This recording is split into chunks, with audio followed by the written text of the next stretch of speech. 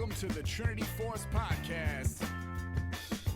Yo, it's that Triforce cast beaming straight to your home. Grab a beer so we know Pone ain't drinking alone. Send an email, a quick tweet, just pick up the phone. Leave a message at the beep if you're a creep, watch your tone. Discuss the meta game, patch notes, whatever helps your stats most. Obi Pone Kenobi is your last hope to snatch gold. So grab your headphones and join in the fun. We'll try enforcing some jokes and some cringeworthy puns. Yo, we can make it together, people. Trinity Force Podcast. These boys are second to none. Now that's the end of the intro. It's time we begun.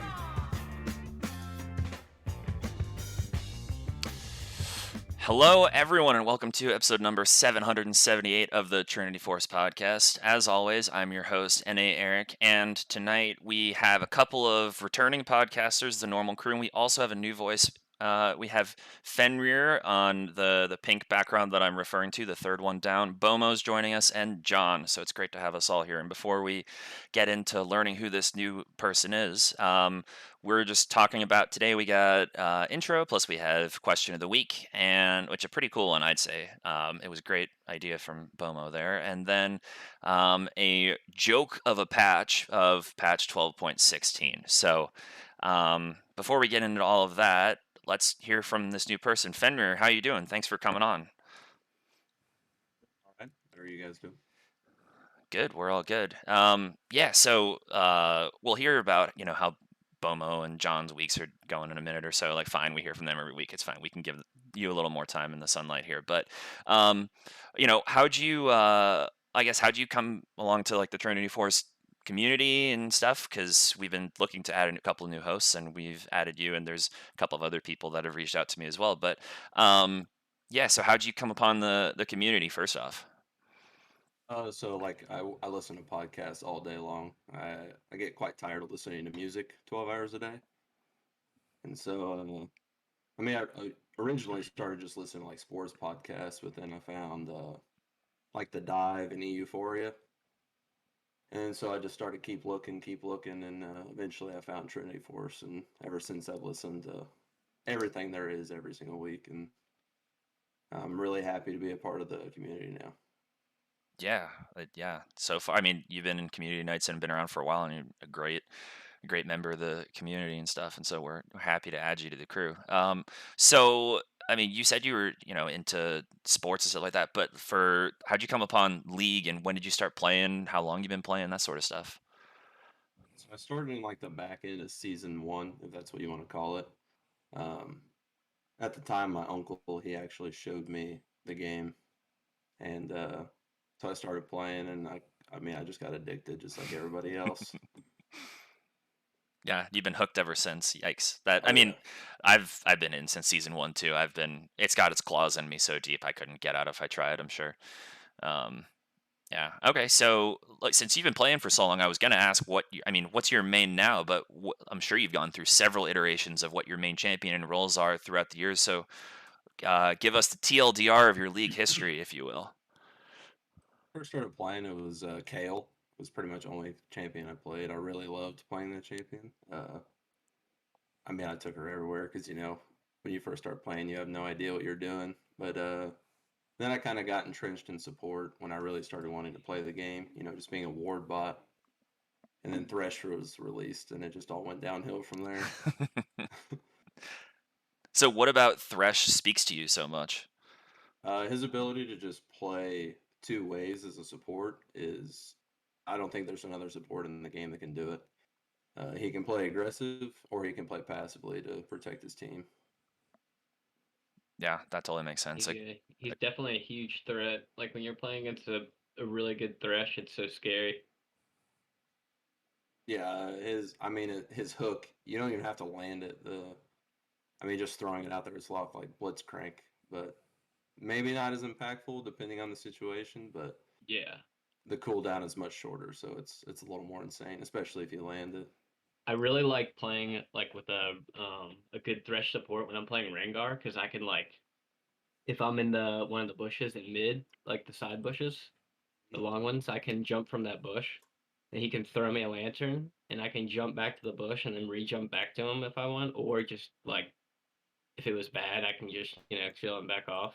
It's super nice to have that because I can go in and then have an easy escape, also, and then have someone to like peel for you.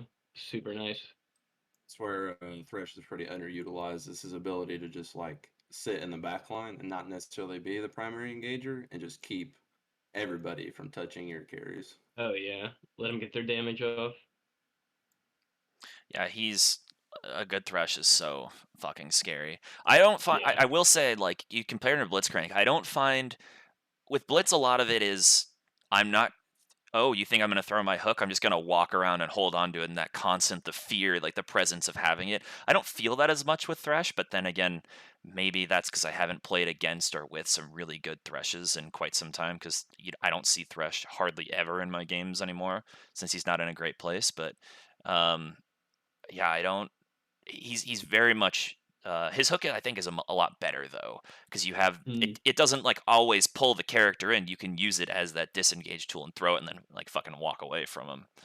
yeah. It's almost Well, like oh, go ahead. I was just gonna say like a really underutilized, like not necessarily trick, but like part of his kit is you don't always have to go in to complete the rest of your kit.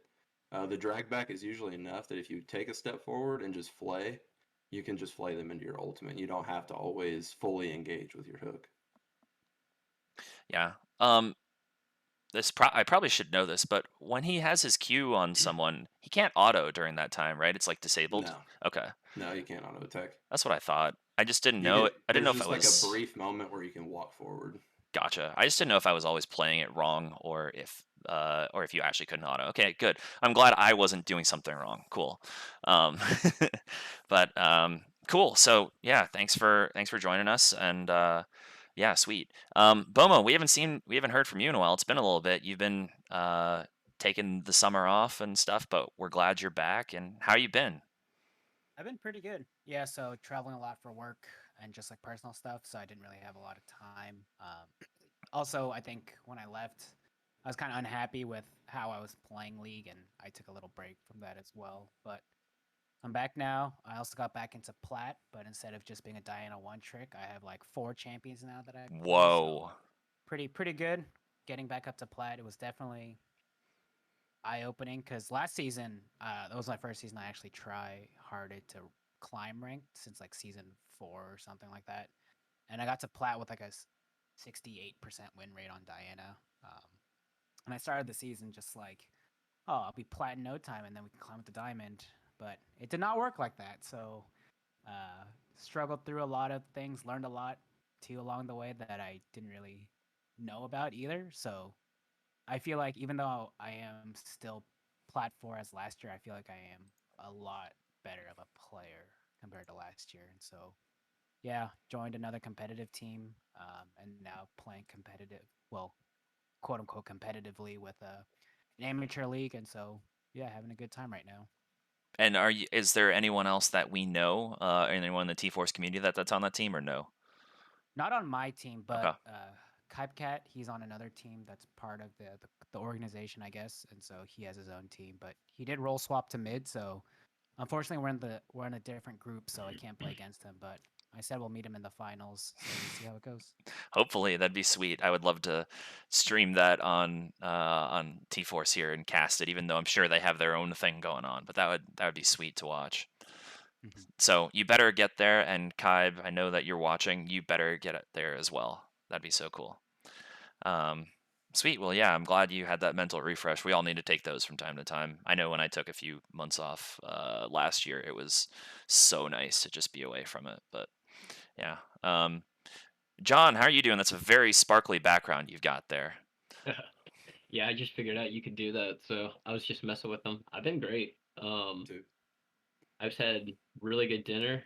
Um, What'd you eat? I I actually made a homemade like poke bowl. Okay. Got some tuna and I just sliced it up. Had like edamame, egg, carrots, cucumber, avocado, bunch of stuff in there. That sounds really good. Mhm. But yeah, work's been pretty much the same. Then just been working out. Nice. Played a few games earlier today. I mean, games have been going good. I've been playing I've been playing on a different account where I've just been playing like just solo, and I'll usually play like ADC or jungle. Then queuing up like ADC jungle, and when I get jungle, like just play Rengar. Um, but yeah, I mean that's been fun, but been having a good bit of success on that account. What But elo is that account in roughly? I've got that. Yeah, I think it's gold 4, gold 3. Okay. Yeah, so I want to get it. Maybe I don't know. Just see, play. Really, just playing to improve, which has been nice. And just I've been doing Salt 2 still, which has been good. I think it's helped me a good bit. I feel like I'm improving still, Nice. so it's been good. And just I don't know, keeping my I guess mental on improvement, and more so just the enjoying the journey, and not too much on the outcome of individual games. Yeah. Because I mean, there's been a few games on that account that have just been like, I mean, kind of like dropped in the bucket, kind of basically in the course of a season. But it's just like come on, man. Like two people AFKing like when we're winning, kind of deal. Yikes. Like, yeah, like I'm talking like I'm Rengar and I'm 5-0, and people and they're just AFKing because they're getting ganked, and I'm like, and this is like 10 minutes into the game, and I'm like, come on, guys, we can win this. Like, I usually don't type in the chat. Like, I usually just, unless it's something positive, I'll just not say anything, typically. But I mean, those had a few of those games. That's been rough. Had a few games where we've had an AFK teammate and then we've pulled it back and won. There's like Jesus. there's like a title for that. I think like a token you can get, like in the token challenges thing, where it's like I think it's like who needs them anyway or something like that. But I'm like plat on that account with that token, so I thought that was pretty funny. It is pretty cool. I've yet to get that. The only time I've been in a 5v4 was I was the 5 and we lost, which was something. Yeah, I played a Rengar game right before we got on, or 2 games before I got on, and played against the new Udyr as Rengar, and How was it? I mean I got really ahead, so I mean it was fine, but I mean it ended up being a really tough game because our mid laner was kind of losing his mind a little bit, but I mean we brought it back, and I mean we ended up winning the game, but it was just crazy. Like I went just straight up the crit build, and I went first strike, and I mean I still like first strike on Rengar, honestly. Like I mean if you can get to the point where, and this is with the crit build, like where you're getting your items mid to late game, like Sure. you don't even have to clear your camps, because when you just jump from a bush and queue someone, you get like 300 gold. Like it's just insane. Like I think there was one point where at the end of the game where I just like I had IE full crit, and I jumped from a bush and got like 400 gold, and I got like 2K from first strike that game. Like it was insane. Damn, that's like That's like an item. that's Yeah, like it's that's some crazy. Karthus first strike level gold. Yeah, I was very surprised. I don't know, because I've been messing with different runes too, so I'm still a first strike believer, honestly, with Rengar. Against the right team, of course. Yeah. If you're facing a full poke comp, probably not. Yeah, it was a full poke comp though. Okay. Which was, but it worked out. I've Nice. been enjoying it. I mean, no, as far as this patch too, like a little small changes. I mean, once we get into the patch, I'll give my opinions about stuff, but Yes, save all that juicy stuff for when we get into it, yeah. for sure. Here, one last question, then we'll move on to question of the week. Here's the key thing with poke, and this is gonna affect. Okay, brown rice or white rice? The one I made was white rice. Salad. No, that wasn't an option because it's the wrong option. No, no. Unless you're going keto, in which case, okay, sure, that makes sense, of course. It should But always be half salad, half white rice. What if I'm trying to bulk Bomo? You get more fish. what if I want too many carbs in my system? What if that carb coma feels good for Then you, me? then you don't eat poke. You That's eat something fair. else. That's fair. That's fair. Today, across all, like my everything I've eaten, I think I've had like 10 pieces of bread, so I'm probably gonna feel that later. And it was like thick marble rye that I got from the grocery store. It was great. Sounds good. Yeah, it was Good really bread good. from the Bread. store. Yeah. But all right, so let's get into this question of the week. So the previous one that we asked was, if you could add any item into the game, what would you add? Include price point, cooldown if it's an active, etc. So there was some people put in some really long details, so I'm going to try and summarize these the best I can. Well, and there were some jokes as well. Jigglyduff said the blue shell from Mario Kart, which I love, and it just kills the person with the most gold and everyone around them. Bomo said, well, for yours, you said it was risk it for the biscuit. You want me to summarize it for you? Yeah, sure. like Give me this one. give me the summary. Sure. So it's risk it for the biscuit. It costs 3.5k, but the catch is this item doesn't boost your stats. It actually takes away stats. So it's minus 50 AD, minus 25% attack speed, minus 50 AP, and minus 150 HP per stack. And there's no components. You have to buy it straight out. And the passive is Smite Light, so it's 120 seconds. But what it does is, if anyone's in 150 range of you, you can automatically kill the opponent. And once you kill them, it adds a stack. And so, as I said, minus 150 HP per stack. So you can keep using this on cooldown, but you lose a shit ton of HP. And each stack also adds 30-second cooldown to the item itself. So the active item increases as well. Okay. So it's kind So of like a emergency button, but it takes away so many stats that it's kind of hard to judge. But if one person's fed on the enemy team, you just buy this, you can just instantly kill them for every team fight or objective, basically. so here, I think it's bad that my brain first went to thinking how this would interact with Pike because he has fixed HP.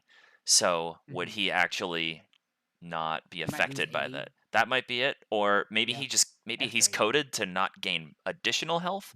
I'm not quite Mhm. sure how his coding behind the scene works, but that Yeah. could be one way to cheese that or something. But I could totally see this being used on like Cho'Gath.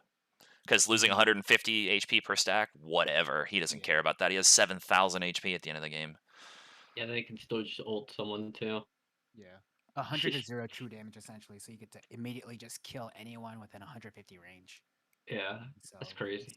like an emergency button, but at the same time, you can't buy components for it. You just lose a shit ton of stats as soon as you buy it. This would be really good on Mordekaiser, I think, because then you kill someone and then immediately ult someone else. There's two. Then it's a 4v3 then immediately. And then you get some of their stats too for a little bit Mhm. too, right? Well, if you kill the one you ult, I'm saying like, yeah, you could ult and then kill that person inside, but I'm saying kill someone else and then ult one person. So you've taken Yeah. two people out of the Two fight people, immediately. yeah. Yeah, you may or Gotcha. may not kill that person in your ult, but if you do, then it's a 5v3, which is just absurd. What item would you build this at, though? So we talk about like first item, second Mhm. item, right? So would this be a first item type of build? Fifth item type of build? Fuck no, not a Third I feel like first it item. depends.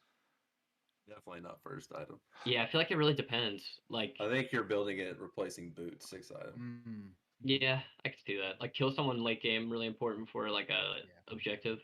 Yeah, like Elder Dragon spawning. Yeah. So if I change it to a 1500 cost point, is that worth being a first item? No. The only champion that I would say Okay, it's so- worth it for is Yumi. No ADC would build that like first item. No. Mhm. No. How about But Draven? uh, You buy it, get cash in your stacks, sell it. Just insta kill people with it. Is that too big brain? If you can get like just so many stacks, just insta kill someone. yeah, but you have to be on top. I mean, like I get it. Would rapid fire cannon increase the range of this? Yeah, I'm sure. Or I don't know. What would it come up? I don't work at Riot, but I mean, they can do whatever they want. Sure, but why not? Exactly. Tell me. Yeah. Yep. And how would this work with Neela? Like, would she get extra? I guess she only gets extra range on her autos. It's not everything, so never mind. But Your 50's pretty low too. Like, It's like right on top of you, pretty yeah, much. that's really low range. that's two Teemos like- away or three Teemos. I think a Teemo is what 60 units or something. Might be 80. Yeah, I think something like that. I Most think it Not sure is. most auto exactly. attacking champions are 125 range, so they are like that's the perspective. Okay, so yeah, you have to be able to, like, if you were playing this on set, you have to be in auto attack range. Okay, gotcha. Interesting. Okay, well, I hope that item doesn't make it into the game. So there's that. We have one person wanting to bring back Athene's Unholy Grail, but in a new fashion or so. I think that'd be sweet. Frank put in a long thing here, but basically he wanted to add some AD versions of healing support items, AD healing items in general, AD Hourglass. These are all options. They need to be less gold efficient, but you can still get them.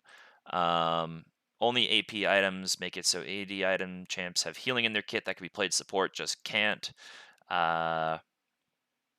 He's saying, like, he's a Kindred main, so like champs like Kindred would make fun supports if there were AD healing items. So like an AD version of Moonstone is what he's talking about here, I think.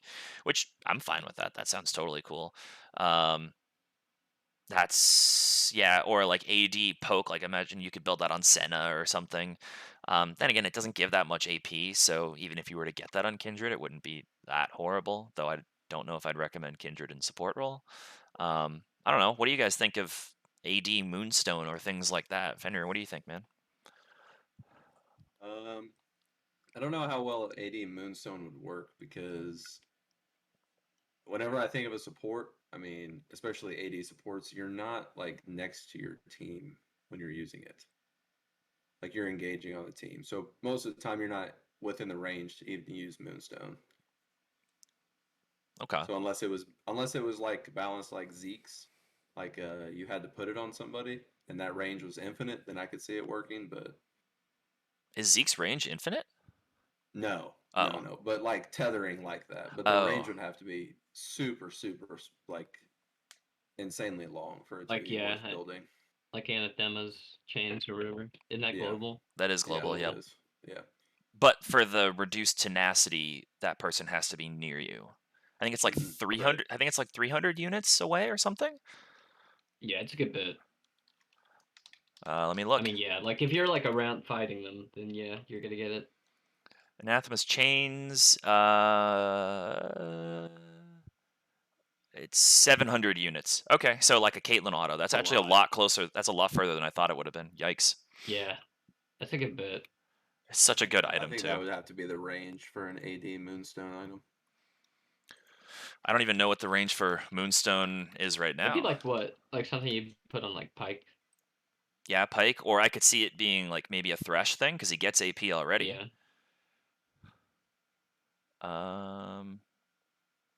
I don't see. It just says nearby on the wiki for Moonstone, so I don't know how far that reaches. But yeah, so not 100% sure on Moonstone, but it's not that far. So I'm imagining like Seraphine W heal shield range Oh my gosh. okay, on Moonstone.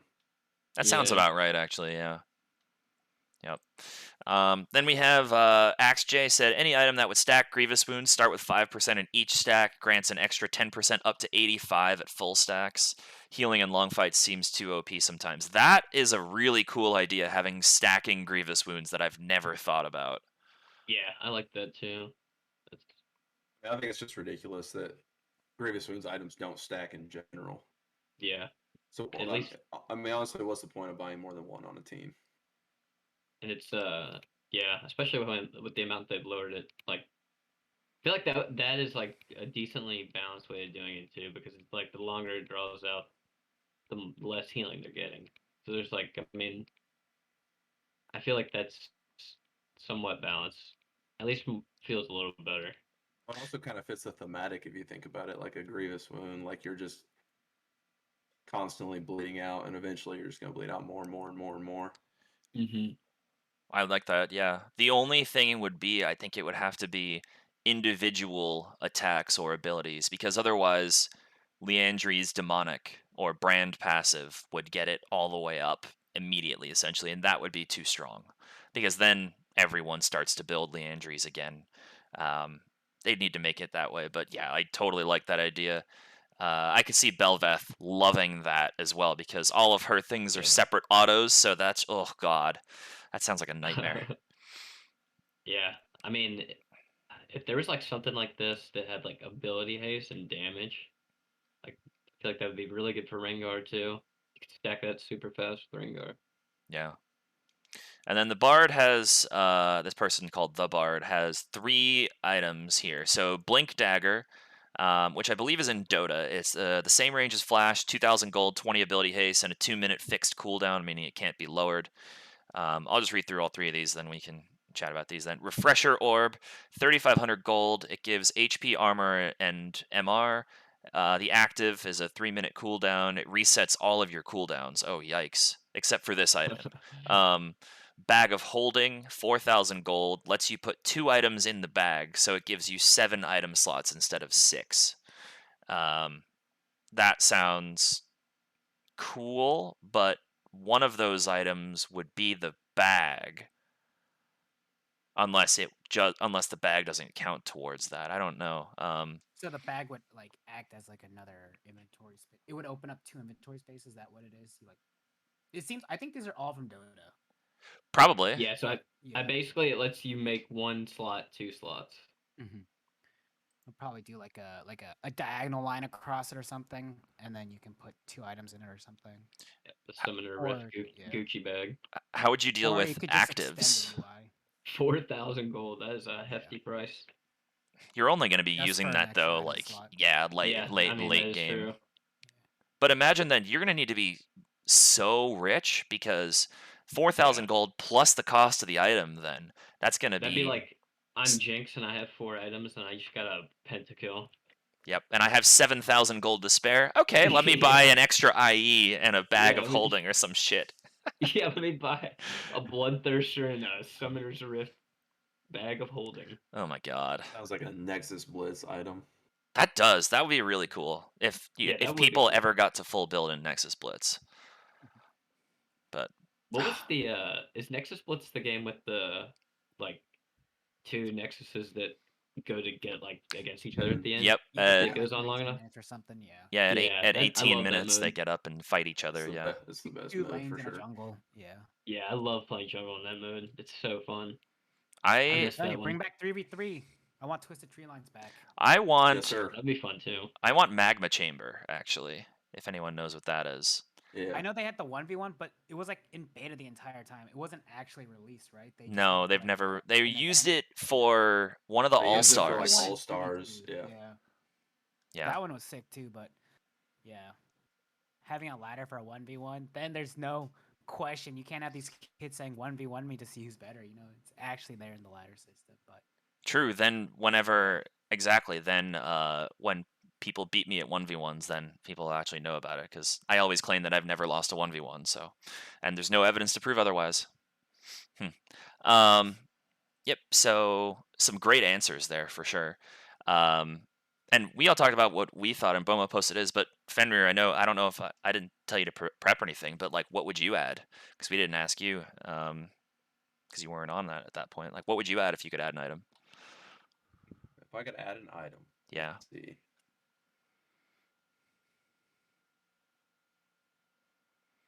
I really like the idea of. I know it's already in the game. It's Quicksilver Sash, but I want to get rid of Silvermere Dawn and Skimtar, and add like 2 items that are kind of similar, but they only cost like 2K. So the price point isn't so extreme, but you still get a little bit of like dinky stats. Because you're not building the Skimtar or the Silvermere Dawn for the stats. You're building it for the QSS. Sure. So I don't see a point of having items that are so expensive. Yeah, that'd be super nice for ADCs because it wouldn't feel so bad to build like QSS. Because Yeah, you don't want to finish it. Other things have better stats. Yeah, I mean it's just like you spend the 1,300 on the QSS, and then I don't know, make it 700 gold worth of crit. I don't know, crit, magic resist. You could make like 4 of them, that fit a different subset for each one. I like that idea, diversifying that. Yeah. Cool. Yeah, I definitely like stuff like.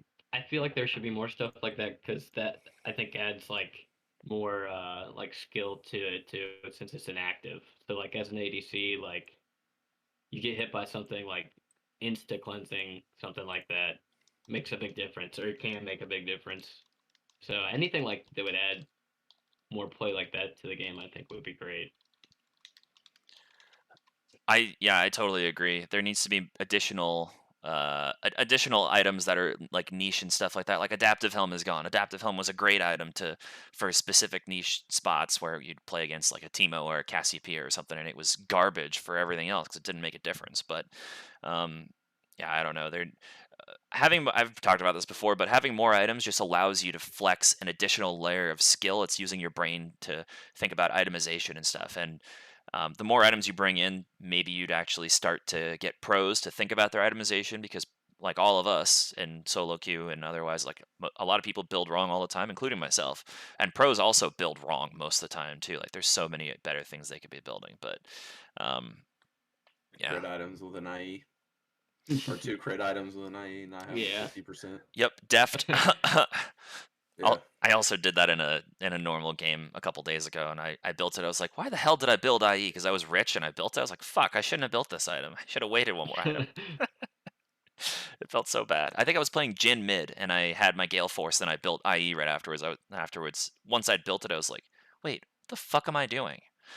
So, um, cool. So great answers to that. And for our next question of the week here, we have what champions do you want to see at Worlds? I'll also add, or what champion combinations do you want to see? Because I think there's some really cool flexes or different combinations that we could see. And when people think of combinations, they're like, oh, what bot lane duos like Lucian Nami or stuff, which I'm sure we're gonna see unless they get nerfed into the ground. But or Diana Yasuo, since Diana's getting some buffs, although it'll push her out of the jungle. But I don't know if anyone watched the T1 Dawan series, but in Game 5, or in that game, there was some sweet flexes. There was a Sejuani support with Neela down in bot lane, a Azir top. They picked Sejuani Camille as well to flex between top and support. And then there was Heimerdinger Senna. There was Yasuo Senna. They picked the Yasuo in Game 5 as well, and then swapped to the Heimerdinger. Like there was so many flexes going on in that series. It was sweet. So I'd love to see more of that. I don't know why people don't try more Senna combinations, because if you can keep Senna at her soul pace, which I think it's at I heard LS talking about earlier today, it's like 100 souls every 20 minutes. That's like 10 CS per minute, the equivalency for her. If you can keep her up with that and get a mage farmed or something like that, it would be yikes. There's some scary combinations you can do with her, and you just don't see them. So yeah, I mean that's the stuff I'd like to see. What do you guys want to see? Oh, go ahead. Go ahead. No, you go. Oh. I kind of want more playmaking champions. So for me, I think it's gotten to the point where everyone just plays a little safe and just kind of scales.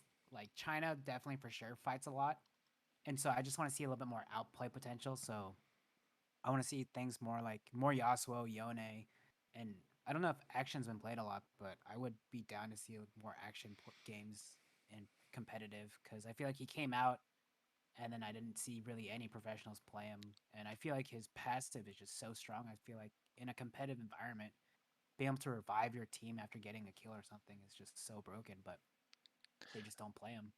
I Was it think like More of these outplaying champions, Akali and stuff like that. Yeah. Akali's picked a lot in LCK right now. I think the whole spring and summer when Akshan was released, though, whenever he was released, I think I only saw him. I can only think of one game that he was played in LCK. Like they just didn't. I think Rascal played him one game, but he built wrong and it didn't work at all. Yeah. I just don't understand why they don't pick him. I feel like in a competitive environment where everything's coordinated, being able to pick a certain person who's like gotten 1 or 2 kills to revive your teammates is so huge. But maybe the drawback of just being another 80 carry, but then you can play like a mage bot lane or something. I feel like there's so many draft opportunities that open up if you have an ADC mid lane, similar to like Tristana and Lucian when they were mid last season and stuff like that. You could bring a lot more things into your comp.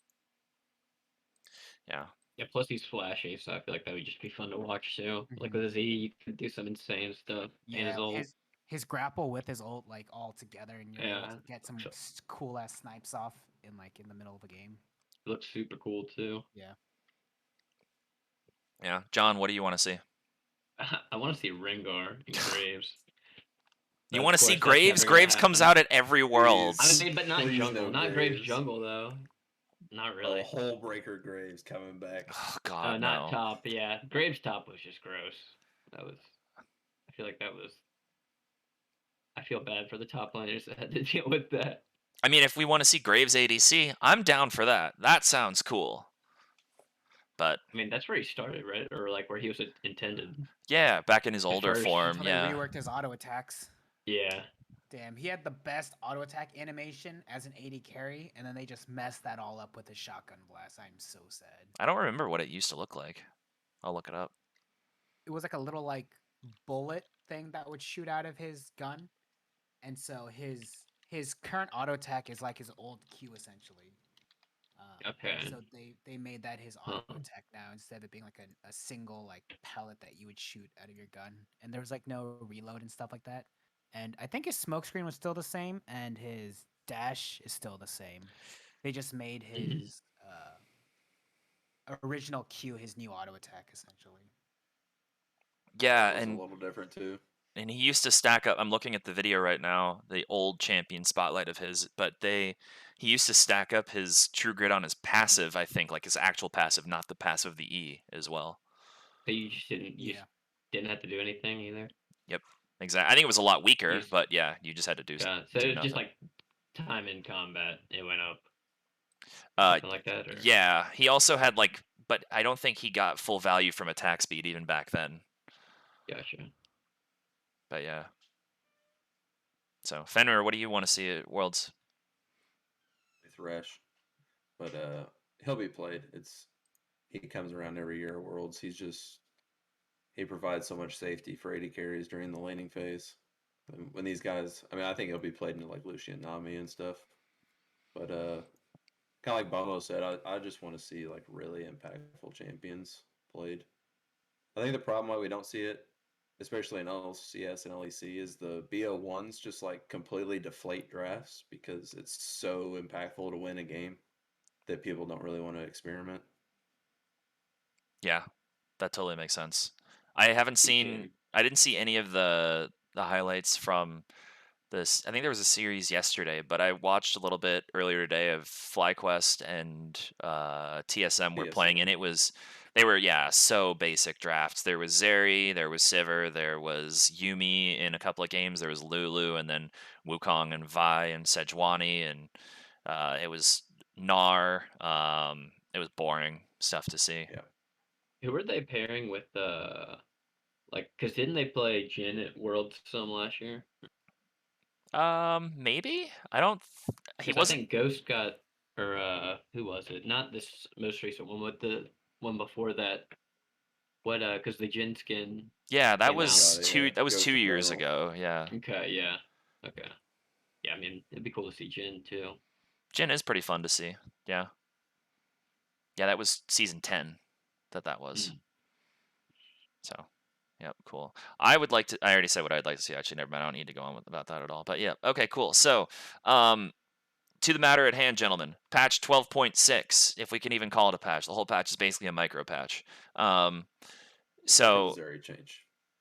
yes, the Zeri does hit hard, and I think Zoe also does a lot. Other than that, no, I don't think it does all that much. But Riot said that this patch and the next couple of patches are all going to be pro-focused, mostly because Worlds is coming up and they're trying to get the balance for what they want of specific champions for Worlds. So the nerfs we have are all pro-focused, and the buffs seem also pro-focused as well. So new Udyr is out.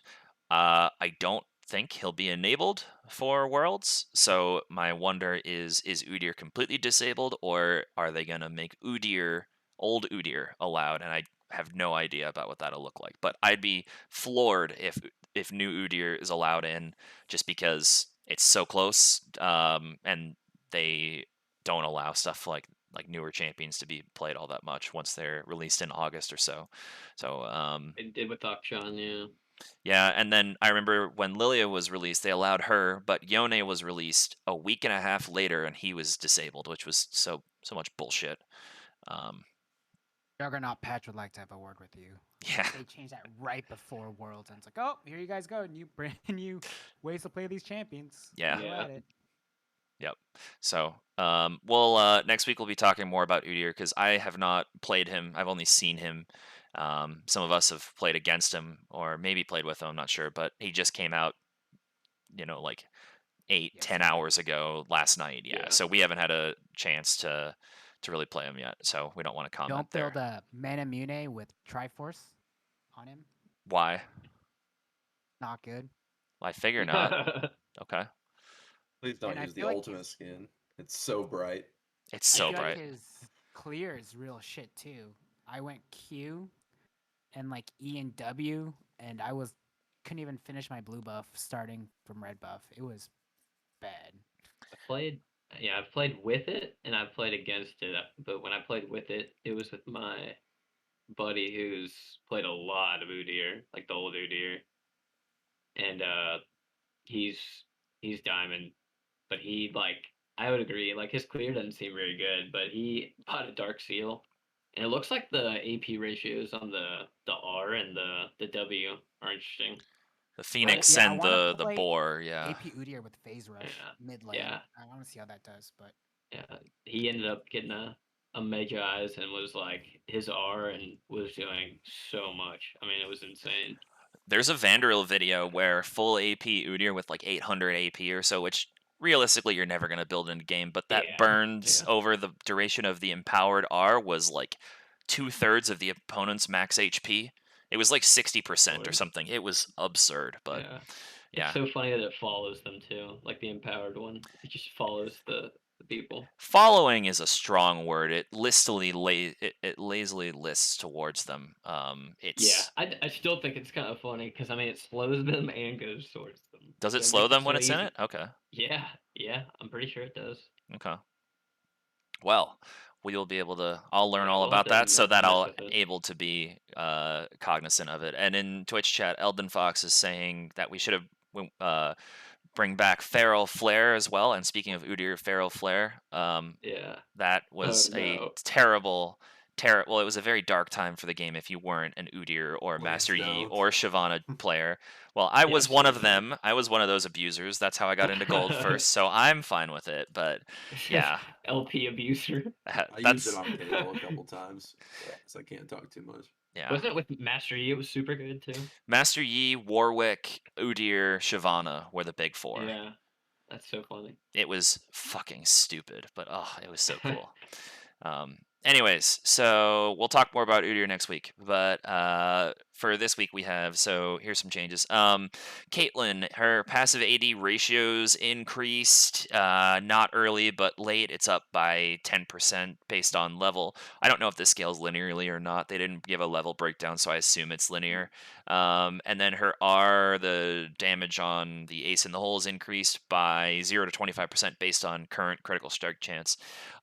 My initial thought here is that the R change is not meaningful enough to make it meaningful. It's a placebo. Hey, Caitlyn still exists. It'll do a little bit more damage because you're building crit on her. It disincentivizes lethality builds, but I don't know. A lot of times when I'm playing Caitlyn or seeing people play Caitlyn, they could be saving it for an execute, but it doesn't do that much damage. So you're more just using it on cooldown to hit someone for 400 or 500 damage before a fight starts, or to get them out of lane easier. It's rare to see that thing actually kill someone, so I don't know. And the passive, I don't think that headshot really makes that much of a difference at all. Yeah, I don't. It's small, real small nudges, but I mean, I'll take it. I want to play some Caitlyn. Like the only reason I don't play her is just because like I just feel like other stuff is slightly better to play. Like as an AD carry, like I don't know. Before it'd be like, why play Caitlyn when I can just play Jhin? Because if they play Caitlyn, it's not going to be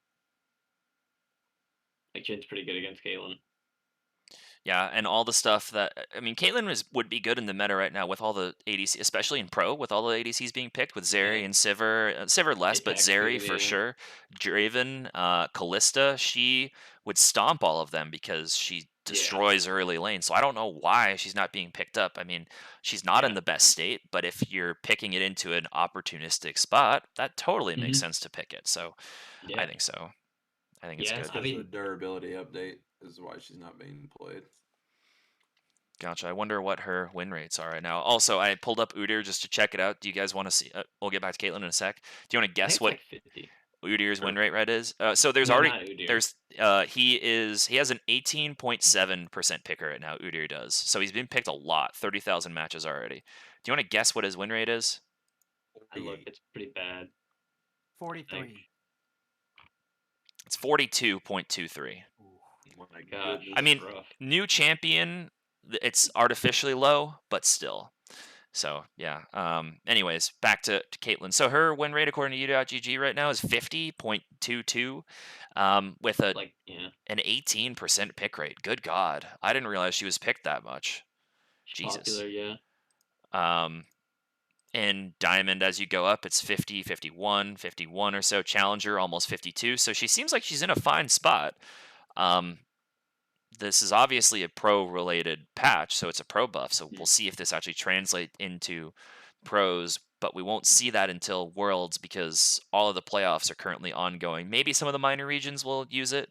I don't know what patches they normally play on, but LCS is already going on. LCK playoffs are almost over. LPL playoffs are like almost over as well. LECs are just starting, so maybe they're going to play on this patch, but I highly doubt it. I think they're on 12-15. So, yeah, I don't know. Fenrir, what does it feel like leaning with Caitlyn, and do you think like these changes really push her in a needed direction where you'd like? Is she in a spot now where someone's hovering Caitlyn and you're like, oh fuck yeah, I'm playing with a Caitlyn? No, I don't like having Caitlyn. She's just so mobile. I mean, nothing against the champion. She just, I mean, why play Caitlyn when you can play Zeri? I mean, why play Caitlyn when you can play Jinx? Any of these other Yep. champions? It just feels like every other AD carry in the game does what she does better. She Fair. can't create an advantage worthy enough in the early game to be worth picking. Yeah. I agree. I think with Caitlyn, like, if you're not winning lane, getting plates, like, you're not getting max value out of that champion. No, and if you want to, I'd argue if that's what you're trying to do and really push that advantage and take down 1 to 2 turrets, you should play Ziggs ADC because you can do it better as long as you pair it with the right support and it's the right matchup, of Triss. course. Tristana as well. Tristana's on this patch and getting a buff as well, Yeah. and that one I think is meaningful, and we'll talk about that. But like any of these other ones that are turret monsters, like if you're good at Aphelios, play Aphelios instead of Caitlyn right now. Yeah, I mean, I it's would hard. rather see Aphelios. It's hard to be good at Aphelios. He's fucking really hard to play well. But Yeah, if he is. if you can do it well, then much better than Caitlyn. So, yeah. That was Caitlyn. Next one, Boma. Why don't you take us through Diana? Man, I was so excited for the change. It's like, oh, we're gonna move away from tank Diana and make it more AP focused. This does absolutely nothing for the game. So for her passive, they lowered the overall base damage of the passive from 20 to 250 down to 20 to 220. So at max rank, it does 30 less damage. The AP ratio is still the same, and the E got a slight AP ratio buff, and that's your last max. And so it's tank Diana is still gonna be really strong, so you should keep playing tank Diana if you're a jungler. Yep, I agree. Totally agree. Riot would just move her into the AP bruiser role. Just like fully embrace it at this point. Yep.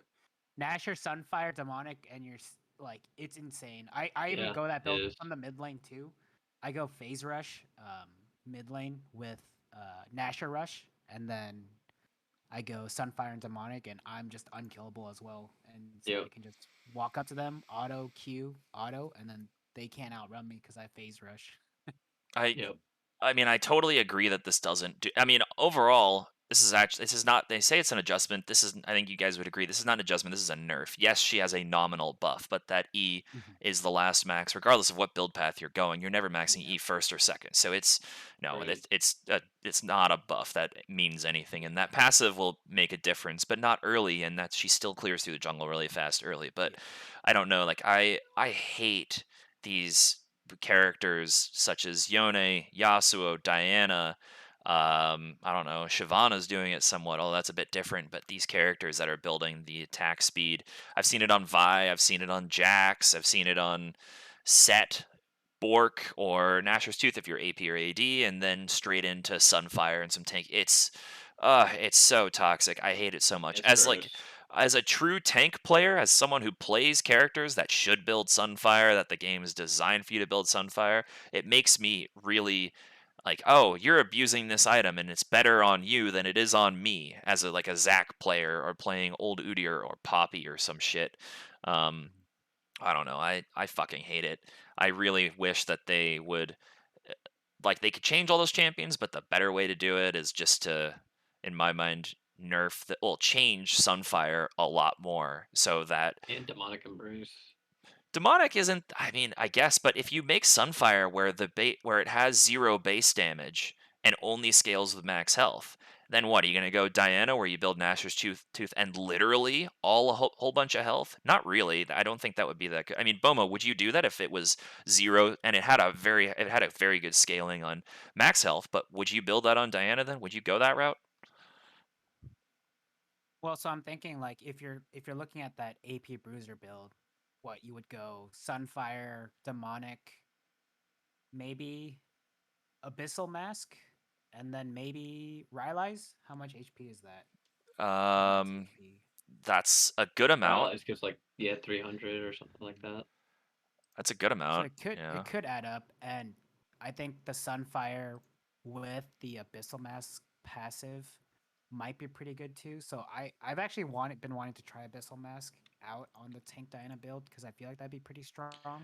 But the game ends before 4 items anyways, and you're not gonna push it anywhere earlier because those 3 items on Diana are just so good right now. Yeah, the core.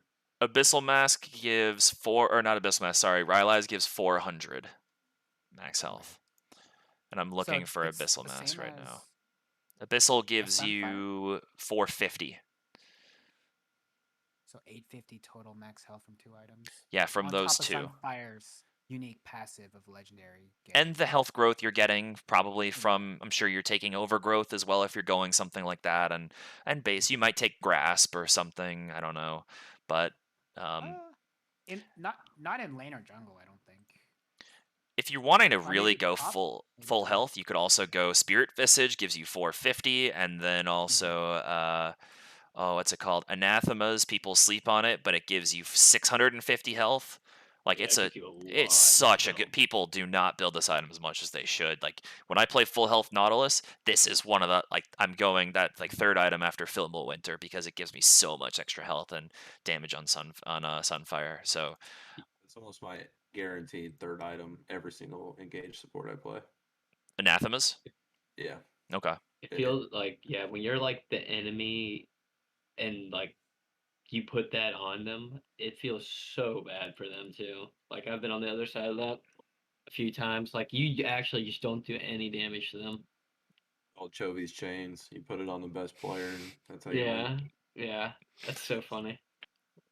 What do Maybe. you guys think if they locked out mythic items? So once you built a mythic, say you build a tank mythic, it locks you out from building non-tank items.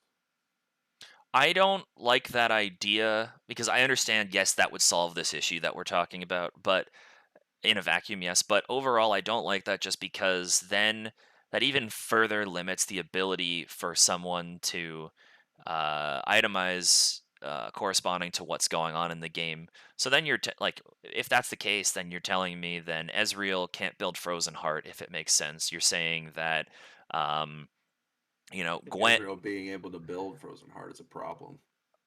I I don't know if I'd agree with that. I like the idea of people being able to spec into different things, but it's this interaction with what's going on with these tank bruisers that's too problematic. I can't think of any other areas where specking into different types of items are that problematic. Maybe Gwen when she's too overpowered, when if she's building tank items, she's still also kind of, but it's these bruiser types. It's not, or Vigor with Warmugs, I'd say is also one that can be problematic, and you see that every time that they're in ARAM. But um, there's not a lot of times when people are specking outside of their item archetype, and I think that it's pretty well set up. There just needs to be they need to change how Sunfire interacts with these characters.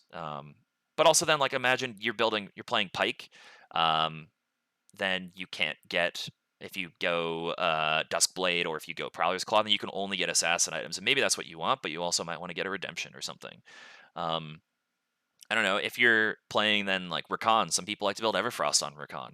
Then you can only build mage items. Like I like the intent of the idea, but I think it'll have too many downstream effects that would be an issue. Just implement it like straight off. I think in order like to do that, you would have to add like 100 items into the game. Sure. Okay. Not just straight off like as the game sits, locking out champions from being able to build other stuff. It's more or less like you were talking about earlier, item diversity. They preach it, they preach it, they preach it, but we really don't have item diversity. No, we don't. Yeah, not a ton. No. Yeah, I would say even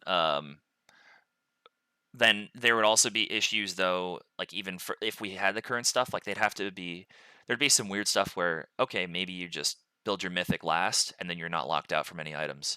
Unless based on the items that you've built, are you only allowed to buy X, Y, and Z mythics? Like there'd be issues for sure. But yeah, if they introduced a whole lot more items, I'd be a lot warmer to that idea.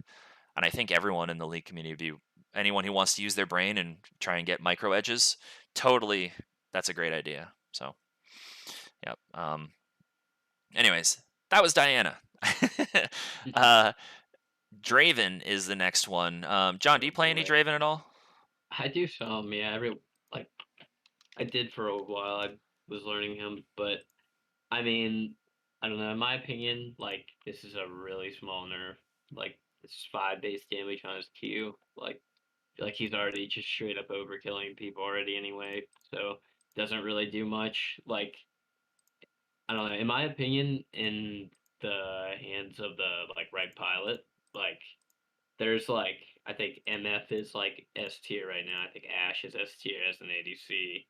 Think, and then there's like all the S tier. Sivir is S tier, and then there's like all the S tier champs, and there's just fucking Draven right on the pedestal. Like I think like among like one tricks, like he's got an absurd win rate, like on a lot of games too. Like he feels super strong too. Like I mean his Q hits. It hits so hard.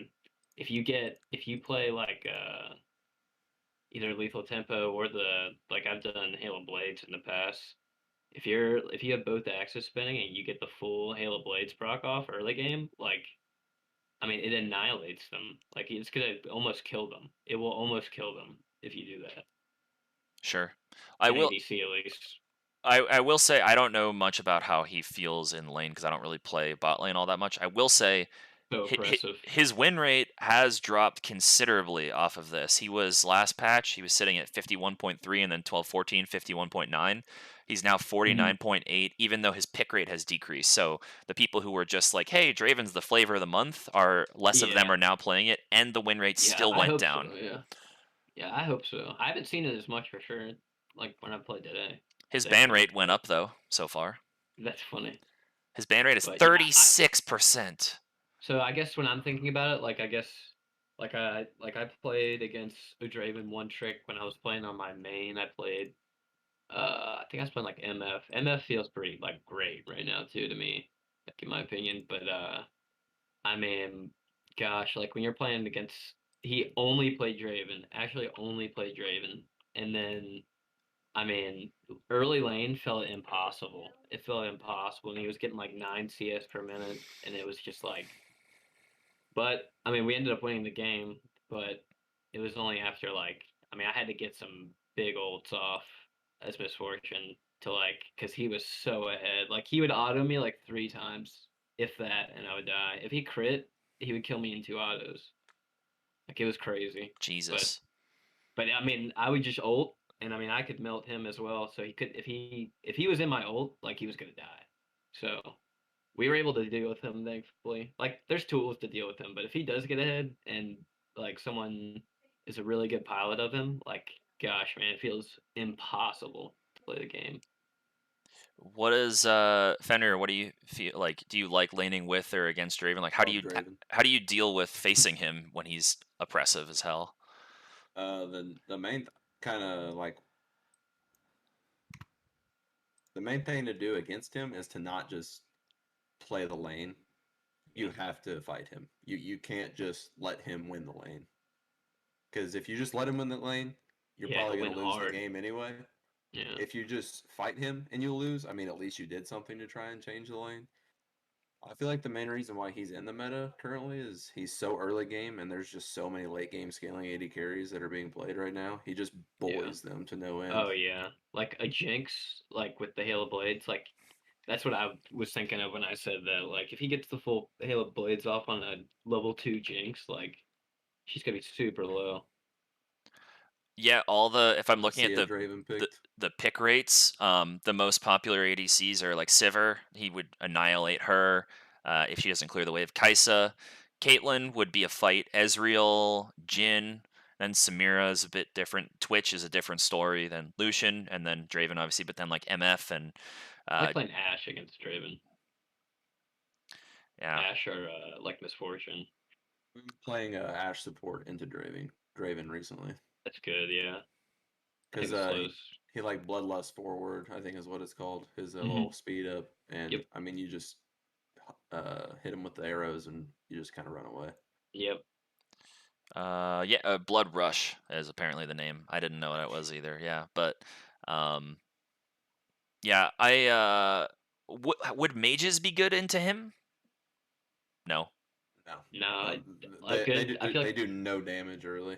They do no damage, and I feel like a good Draven, you can really dodge a lot of stuff with his. Because every time you catch an axe, you can W, right? So if you have a lot of mana or full mana, like, I mean, you can just catch an axe, dodge stuff, catch an axe, dodge stuff. Like, a good Draven player will be able to dodge a good bit of stuff, I think. Okay. Unless it's like a point and click, like Pantheon, there's not much you can do. You really need to play skill shot champions into Draven, like as supports, because he either picks up the axe and gets CC'd, or he drops the axe and he's no longer useful in the fight. Yeah, it drops off his damage big time. I've heard that Braum is really good into Draven. Eats I can see that. It eats his axes. Oh. Yeah, and his R, yeah.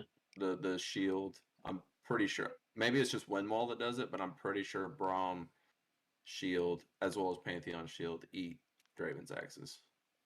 I could be wrong though. Why would Pantheon shield do it?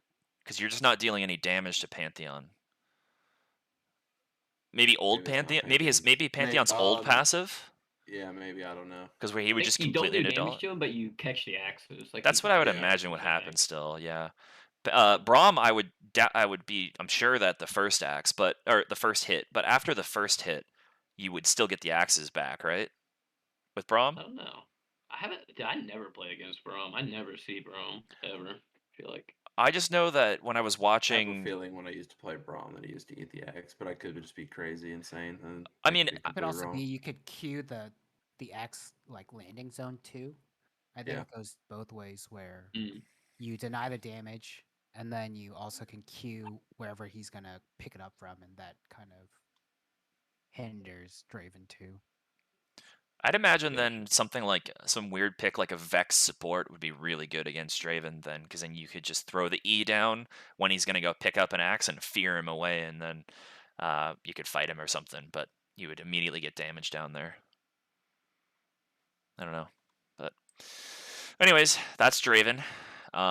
Next one, Aurelia. Ooh, Aurelia buffs. Yay. That's if anyone couldn't tell in my voice, that's sarcasm.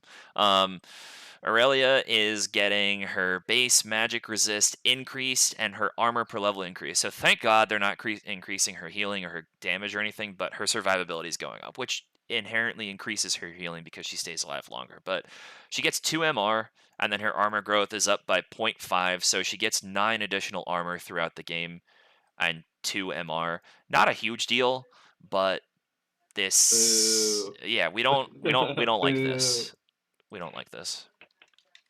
I don't know. I don't think this would really have a big thing on her win rate though. If I'm looking, Aurelia in this patch, mid lane, top lane 50.3% win rate, mid 48.7. Last patch, mid 48, top 48.9. So a little bit better. 12-14 is the same deal. So she's better, just not amazing. Even though she's mostly she's picked more in top than in mid, but it's pretty close. But she's U.GG gives her S tier in top lane. Lovely. Don't want to see it. I don't either. No, thank you. I don't like this. Yep. Our boy Jace though gets a little baby buff. He does, yeah. Do you want to talk us through it? Sure. Yeah, Jace is getting his hammer form Q damage increased. Looks like small buffs. Looks like later his first level same, but looks like 35 at each level. And then hammer form E damage based on target's maximum health increased. So just a little, I mean, it's targeted at pro. Small buffs to him, but I'm sure that'll be nice for people who are really good at Jace. I didn't know the E did percent of target's max health. I didn't either. That's kind of insane. See, how much did they change it to? Well, it's up by 2% Not much late, at so all, it yeah. doesn't go. I mean, when this is also your last max as well. So when you're level True. 18, you'll hit them with your E for 22% of their max health plus 100% bonus AD. So a lot of damage, but this is your last max, so this will be 8% of their max health plus 100% bonus AD until what level? 13 this would be for him because Jace is 6 levels per, so it's a bit different. Yeah, I think so. I think that's right. Yeah, I mean, small buffs to him, just little nudges. Looks like. Yep. Mostly for worlds. Yeah, I don't think this is a big deal for solo queue because people outside No. of Diamond or even at Diamond is even a bit generous sometimes, can't pilot Jace very well. Except I just can't pilot Jace. except for ARAM as well. ARAM, these are nice ARAM buffs because Jace is great on ARAM. Hey, I'll take it. I love Jason ARAM. He's so much fun. What do you think his win rate is right now on this patch with an ARAM? Let me see. Yeah. His win rate overall on Summoner's Rift, 47. 7. Yeah. 49. Let me see. His ARAM, 49.17. Damn, John. Hey. It just felt right. I've played Jace a few times in ARAM, you know. I've got a solid feel for it. It feels so nice. Although apparently his best rune... No, you don't play Dark Harvest. You play First Strike. Oh, God. Oops. Well, I mean, I just did the auto, whatever. Oh, you're one of them. Okay. You're one of them auto I'm rune down to the importers. slaves. Oh, No, I know. Jesus. Except I don't do that in rank though. I know my runes. Like I know all my runes. a likely story. You can quiz me on the runes. I don't need to. We don't need to go through that right now. We have a patch to cover. Stop making this about yourself. I'm just messing with you, Eric. I love messing with you. But yeah, we have Caissa. This is kind of nice. I mean, I think Caissa was not great, and I like playing Caissa, honestly. So, I mean, that's always nice to have little buffs. This is going to be, it should be noted that these are going to be better for, this is AP Caissa buffs. These are nothing to do with her AD at all. So I guess to go through what they are, it's her on-hit base damage is going up early to late. It's early, it's up by 1, and and then 8. Late, it's up by 7 based on level. I'm assuming scaling linearly because they don't delineate otherwise. And then the caustic wounds additional damage per plasma stack before application. It used to be 1 to 8, now it's 1 to 12. I don't understand what they mean by that. Do you guys understand what that means? That second part of her passive? Played Caissa, so I can. For Applicy. I think that's her W, right? Okay. So you have like the passive stack up, Mm-hmm. and then you can W them, and it does extra damage based on how many little stacks they have. But this is on her passive. No. So yeah, this is so it does. So like her passive is like it's almost like Conqueror, but then when she gets 5 stacks, it procs her passive for the percent like it does damage, extra damage, and it does missing health damage once you proc the final like stack of it. But it's almost like Conqueror. It does more damage per stack, and that's magic damage. Oh. So it's like yeah. Oh. So I mean, small. I guess I mean 1+1 at level 1 up. Now it's up to 4. Seven, It's like Yeah. it's like 7 at additional max. on hit damage almost. Is that what it is? Yes. Yeah, Okay. magic damage. And Does then it- once you use all of the if you consume it, it does extra damage. But that, Exactly. it's Based just the on health, individual missing stack. health. Okay. Does it also apply? Are those only on autos or are they on abilities as well? That additional damage, do you know? So autos, and then if you hit your W, it gives you 2 stacks. Right, but so I'm saying like when there's extra plasma stacks on someone, you're doing additional damage to them. Does that if you Q them, does that Q do additional damage based on the number of stacks, or is it only an auto does additional damage based on the stacks? I think it's just the stack of the passive that's extra damage. So Okay. since Q Exactly. doesn't stack the passive, it won't do extra damage. Okay. Yeah, so like in the death recap, it would just be applied to her passive. Gotcha. Like, If the magic death damage on her recap passive. reliably worked as well. True. Exactly. There's that too. Yeah. And then so 2 other buffs as well. Her Q, the damage per missile, base damage is the same, bonus AD damage is the same. It's just her bonus AP ratio. It was 25%, now it's 30%. And then her R, same base and AD are exactly the same. Her AP ratio is going up by 30%. The Q, I don't think this will do very much because when you're playing her with AP, the Q never does all that much. It's an AD. It does also physical damage as well, so it's not a big deal, I don't think. Although the explosion, I believe, on the 5-stack passive is an AP burst, but still, her shield, this does nothing. I mean, we've talked about this before with her. If you pay attention to like LS or other people who cover patch notes, they'll always talk about you never get through on this before. You could increase this shield by 10 times and it wouldn't make a fucking difference because you're not getting through this shield ever. It doesn't matter. So this absolutely does not matter at all. Okay, they're increasing the AP ratio. Big fucking deal. You don't get through this shield. When Caissa ults, you wait for it to drop and then you attack her, or you run away from her or something. Maybe you fight her and try and get through it, but you're not going to get through it because it's like 3 seconds and it's 1,000 shield or something. If she's building AP, it's insane. It's like 600. You just wait Yeah, for it to it's a lot. drop. It's like a steric shield. You wait for that shit to drop and then you attack them. I don't know. Doesn't seem like anything. But Fenrir, do you like playing with Kaisas? No, No. Also, no, I don't like Caissa. It's What- not that she just I don't know. She just doesn't really do anything. It feels like it's when she's good, she's good. When she's bad, she's probably like the worst AD carry in the game. Yeah, she has no range. She gets bullied by most meta ADCs. Like Yeah. currently, I mean, it's Would- just like yeah. would she have a good matchup into Zeri? I think Zeri just kite. Yeah, I think Kaiser would have to hit everything like Yeah. W, Q, and like maybe push E, turn invisible, and then R or something. Maybe. She'd have to go full crit, like how she's played by what's his name? Who's the RNG ADC? That Gala. Gala, yeah, like how Gala plays it, where you just play full like Kraken Slayer full crit after that, and you land a W or something, you fly in and assassinate them. You could do that to Zeri, but yeah, in an extended fight, not at all. But I think the laning phase would be fine. You just kind of handshake. You're both gonna farm. Yeah, but I I can't give you a handshake. I'd rather have a Zeri. Right, but if you're facing the Zeri, would Kaissa be a good one to handshake with? Or would you rather have Sivir? Would you rather have something else, like a Caitlyn? I don't know what you'd want. Okay. I'd rather have Sivir. yeah, Silver's super good. I played a Silver game today too. She still feels so good. If you get an 8 Fenrir, if the person does lock Kaissa, like what sort of supports are you playing? I mean, granted, this is in a vacuum because we don't see what the other team is playing, but like what supports are you playing with when you see Kaissa? play Bard because I'm probably not going to be in that lane very much. Okay. No, I don't know.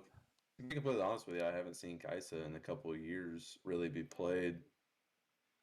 I feel like I just played like Nautilus or something with her back when she really feels like kind of a ultimate stat stick AD carry in a way. I mean, she's just either she has the numbers to do the damage or she doesn't. Yeah, Sure. I think also it's like kind of she's more of like a situational pick. Like she's not a good blind pick. Like she's good with someone who she can proc her passive off of, like some engaged support, where they can go in, she can go in with them, and she can proc her passive off of their CC.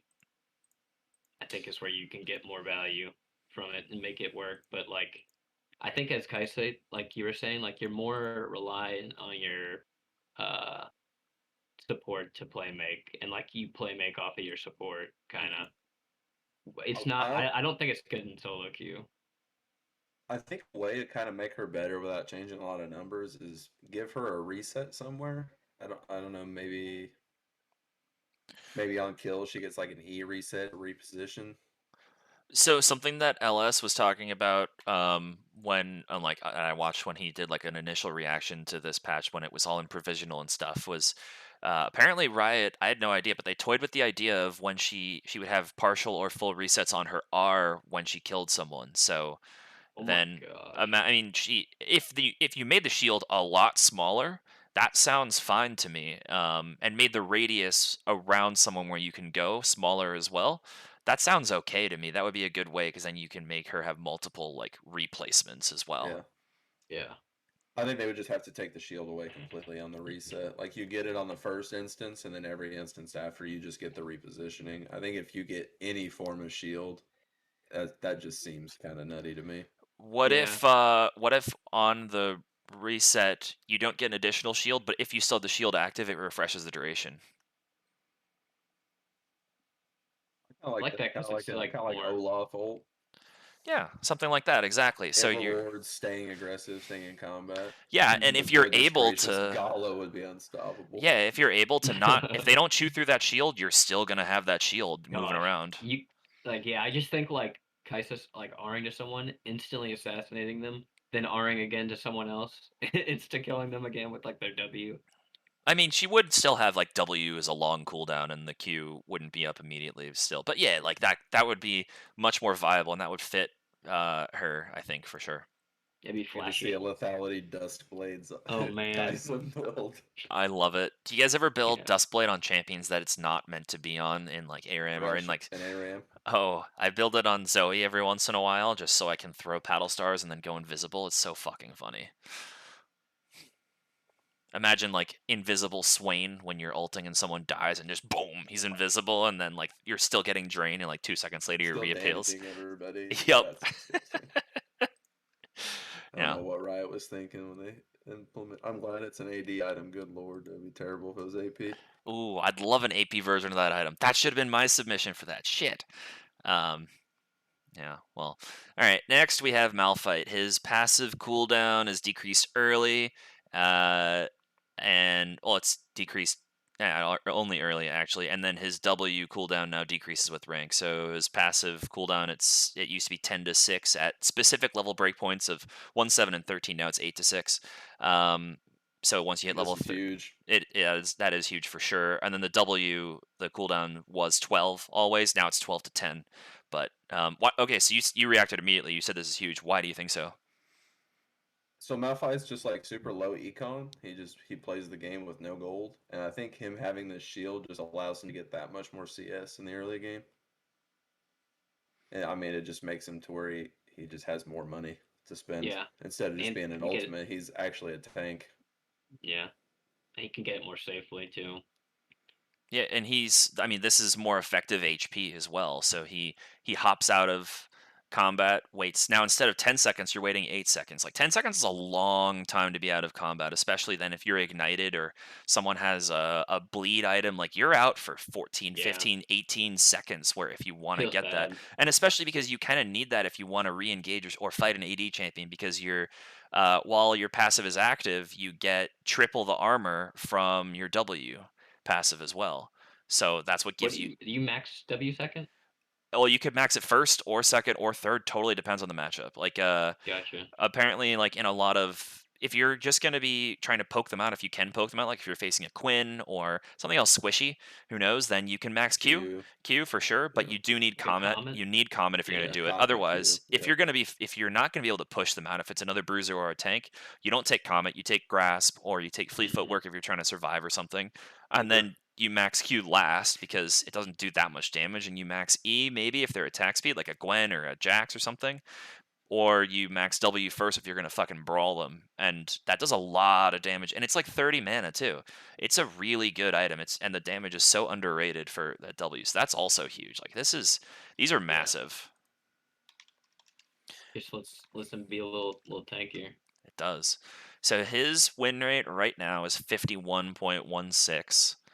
Last Pretty good for patch, him. 48.77 last patch. Oh my gosh. Skyrocketing. Malphite for president. I He's- told you top. this is huge. This is huge. That is nasty. Jesus crazy. Christ. I also think like I'm not saying it would be good, but Malphite support with Q max as well Yeah. on Comet. Yeah.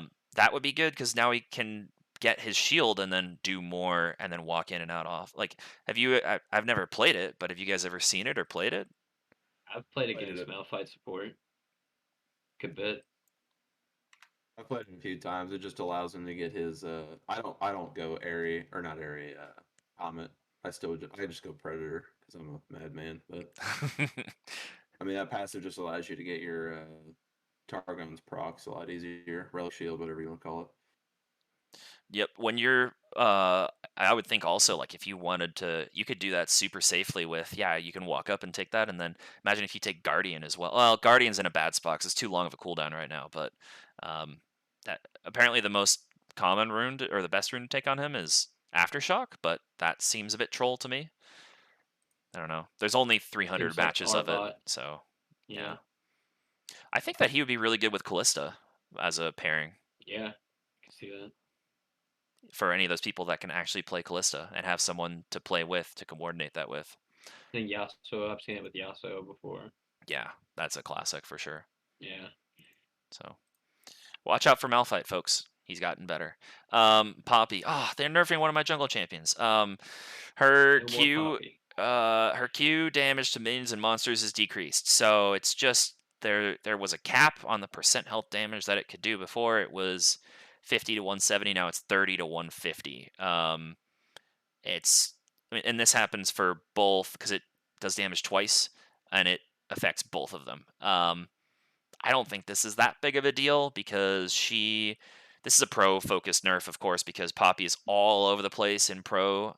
It took them like 2 or 3 years to realize that Poppy is a great jungler, but whatever. She is all over the place and is killing it. And I don't know, like this doesn't feel like this is at all hurting the things that Poppy jungle does well. You're never going to be hard farming and be super ahead, so this is not going to hurt her that much. She already I think does. they're trying to. Yeah. Sorry, go ahead, Momo. I think they're trying to aim at like the early clear speed, maybe. I don't think so much her like full clearing ability, but just how she can kind of get around the map early on. Fair. Especially if you can just Q something and use W to move around your jungle, right? Because you don't really need it until combat, and that gives you extra movement speed. Yeah, because the maybe it just cooldown has to do is. with how. Yeah. I think the cooldown is like 15 20 seconds. seconds? I think it's. Well, it Yeah, was 20. It's a long one. It was 21, and then they nerfed it to, or they buffed it to be like 15 level 1, I think. Okay. Oh, it's 20 to Yeah, 12. It used to be like 25 to like 18, Yeah. 15 or something like crazy. Yeah. And so I think just junglers in general who have any kind of movement speed along with AoE can clear really quickly. So maybe they're just targeting her for the initial clear. It doesn't really matter too much, honestly, later on. But I think it's just the initial part of the clear where you could clear so quickly for a quote unquote tank jungler, and then you're able to fight for Scuttle on spawn. Yeah. This doesn't change any of her damage to anything else, though. It's still the same for attacking champions, lane minions, that sort of stuff. I actually think that this will hurt her objective taking speed I don't think that I would be like you can reliably take an early dragon on your own anymore. Like Poppy used to be able to do that because her Q would do a lot of percent health damage, but now that's instead of like let's say you're taking it at level 5 and your Q has now 3 points in it. It used to be 110% of their max health as a cap. Now it's 90% of their max health. So that's a big So you hit. lose 40 damage, right? Well, that's With both casts. the percent of their health. Okay. So I don't. It depends on the monster you're talking about as well, but you would lose in total 40% of their max health in. Well, it just says percent Per health. It Q might be cast. max health. It might be current. They didn't say on here. It just says percent health. I'm pretty sure it's max health though. So overall per cast, you're losing 40% of their max health, which is that's a big deal because this thing has like a 5-second, 4-second cooldown. Yeah. This is And all you're of your spamming it. damage. Exactly. Yeah. It's 8 to 4 seconds on the cooldown. Oh, it's max health as well. Yep. So Okay. yeah. Maybe it's not too bad if it's max health. If it's current health, I can see it being more of an issue, but I feel like max health might be not.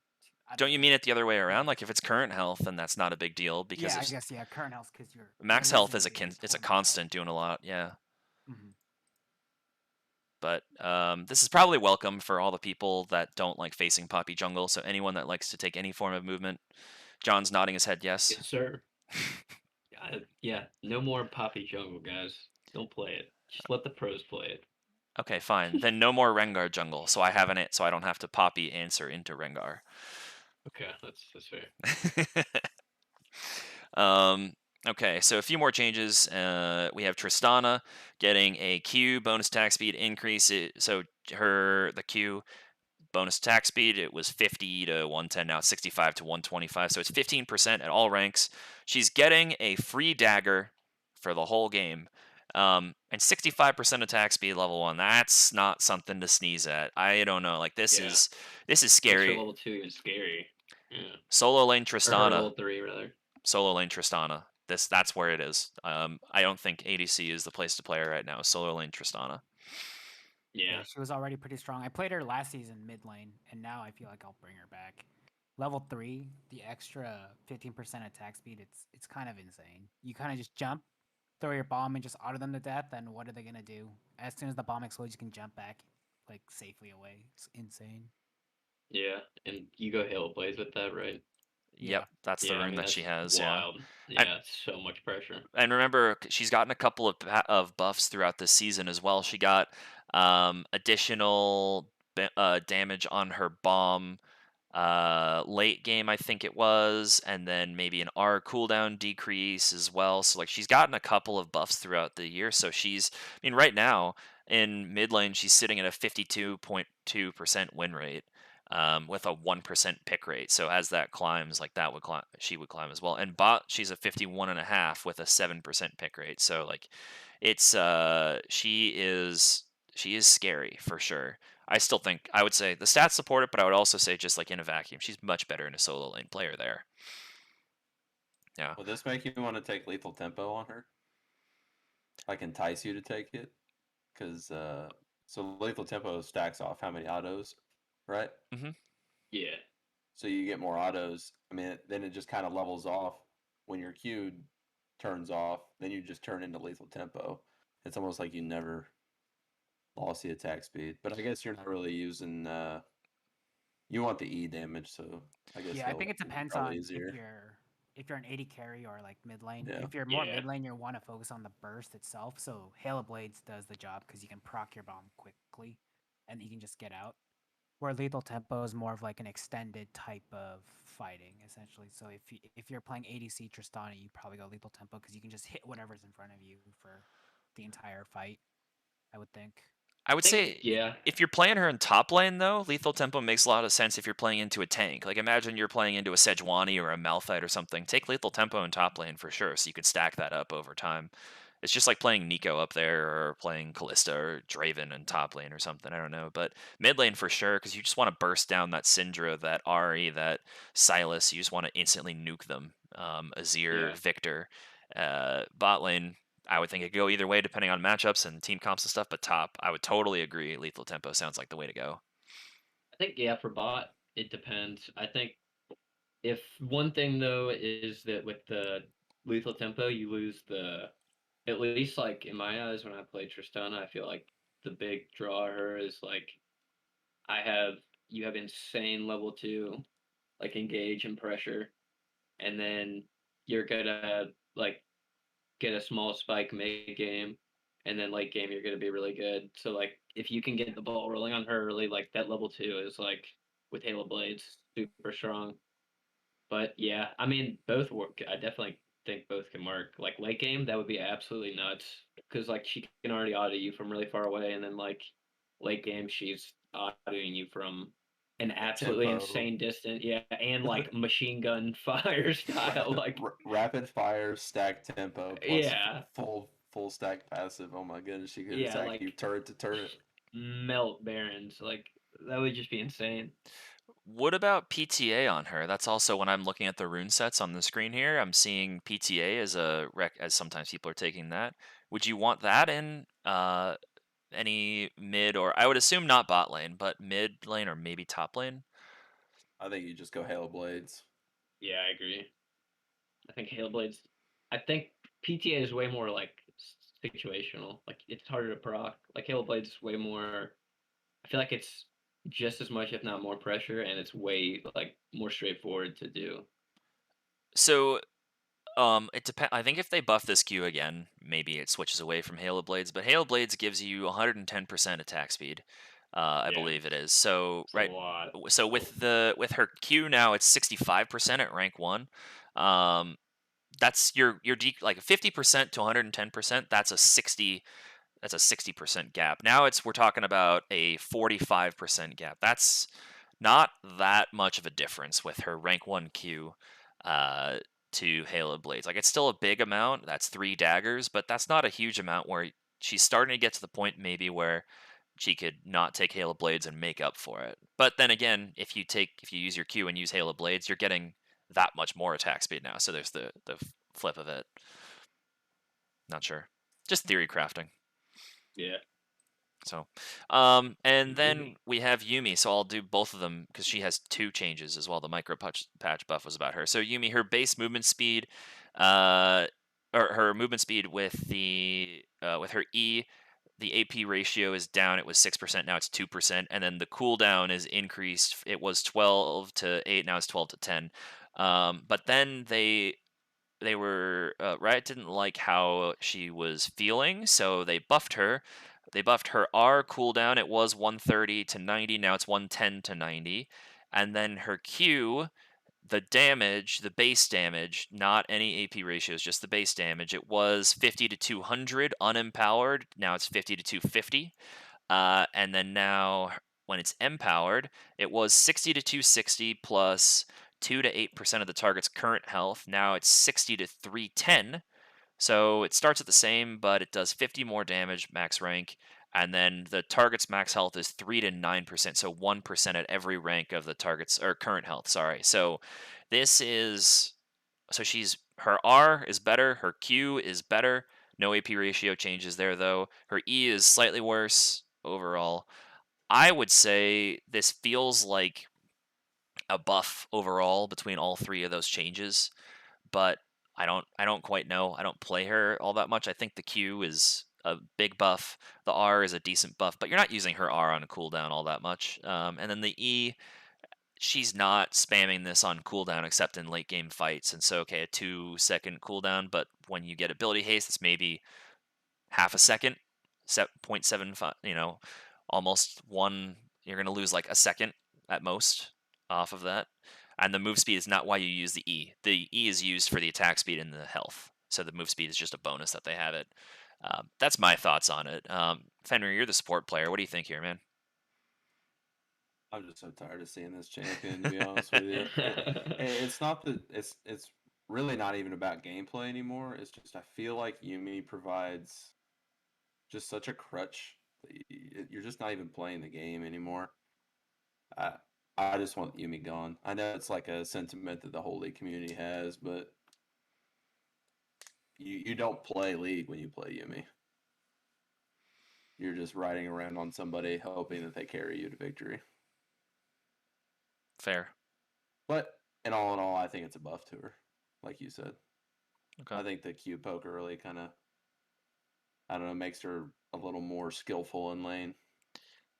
For sure. And then it'll increase the viability of her AP roots of the Luden's Echo with Death Cap or absolute focus or not absolute focus. I don't know I can't think of it right now. The item that gives you the hyper shot passive, like when you immobilize someone, you get extra damage on the next one. Some focus. Horizon Focus. Thank you. Yeah, those items and combination stuff and a Medjai's, and she picks up a Dark Seal pretty often, so maybe you transform that. But yeah, yeah, she. Move on. Yep. John, any thoughts? Are you gonna miss playing Sivir and getting a Yumi? Get her out of here. I don't want to play against it. I don't want to play with it. I don't want to see it. I like that she exists in the game, I will say, but I don't like where she's at balance wise. So, Yeah. Unless I'm playing Red Kane and I have a Yumi on my team. Yep. And I'm very fed. Or it's Urf and I'm playing Jin or Hecarim. Or Twitch or something. Hecarim's pretty fun. Yeah. But yep. So then Zeri getting nerfed again. Yes. Her Q scaling is down, so the base damage is the same, but and her AP ratio on the Q is the same. Why she has an AP ratio on her Q, I have no idea. But then the AD ratio, it was 105 to 125% of your AD. Now it's 100 to 20%, so minus 5% at all ranks. And then her W, the Ultra Shock laser, is going down significantly. So the base damage is the same.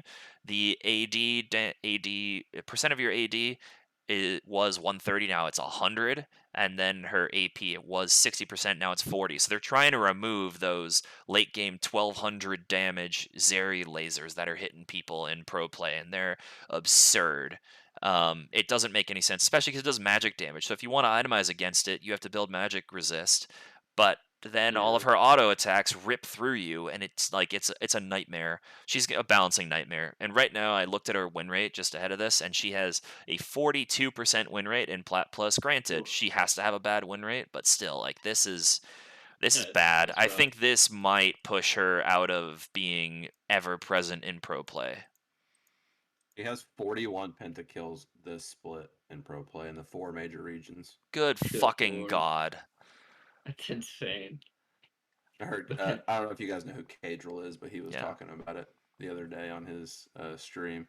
41 pentakills in a single split in 4 regions. That's disgusting. Yeah, it's wild. Oh my God. So pentakill machine. This is needed then. Yeah. I'm actually curious. I need to look at how much her win rate dropped. So yeah, she was at 42 right now. She's 42.2. She's the worst ADC, still with a 5% pick rate. Last patch, she had a 46, so she dropped 4%. Her pick rate did drop by 3%, so now less of the Zeri. It's just Zeri fans playing her more often, but still, like she dropped 4%. Good. I have a feeling she'll still be around in pro and still be disgusting, but yep. Last two changes to champions. We have Zoe. It's minions killed by her W. Minions killed by allied champions now also drop orbs while Zoe was within 1500 range. And then her E, the Sleepy Trouble Bubble. The base damage is up by 10 at all ranks. Both for the normal damage and the pop damage. And then the AP ratio is up by 5% for both of them as well. I don't know. Bomo, what do you think about these Zoe changes? It's pretty interesting. I think in the pre-patch they said that they were changing her percentage of a minion dropping W spell, and that got changed to this minions killed by allied champions. I think this is good for her, just a quality of life change. It feels kind of bad when your ally just farms and you're both like in the lane trying to get some minions.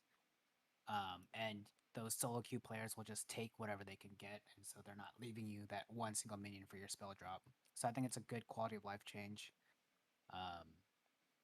And in terms of her E, the Sleepy Trouble Bubble, I don't know if the initial damage means a lot, but I think the pop damage might be even stronger now. So now she's even more of a burst champion at this point. So the the initial game plan is you fish for ease, right? Until someone is hit with a drowsy, and then you just all in on them, and then you chunk them out. So now it does extra damage, and it has a higher AP ratio. So It's worth now noting making her also stronger. that the pop is true damage as well. So that's not magic. The first one is magic damage. The second one is true damage. So that's a big deal. But I Yeah, agree with that's a lot more damage. I agree with everything you're saying. But this screams to me Zoe support and Zoe ARAM also. But Zoe support, Zoe support. Fenrir, you're gonna pick it up. Especially with the W change, I think Zoe support might be pretty good too. Because I you actually can now played get it a every couple spell. times. How'd it feel?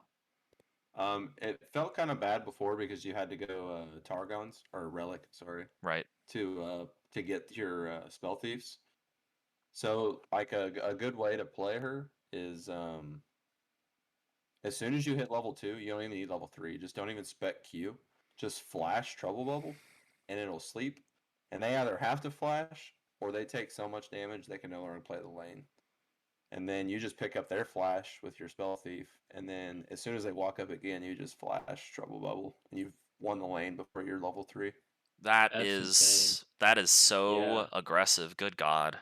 Yeah, I would love that. I would absolutely love that. Because then, like, if you're like, if I the ADC in that situation, I'm like, all right, well, now I can literally just get 10 CS per minute, and I can just hit them if they walk up at all, and they have the base. So it's like it's just lane over.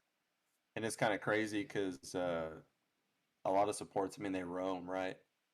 What better than to roam around throwing Yeah, Trouble Bubbles through rocks and then just one-shotting people from yeah, Fog of War, you know?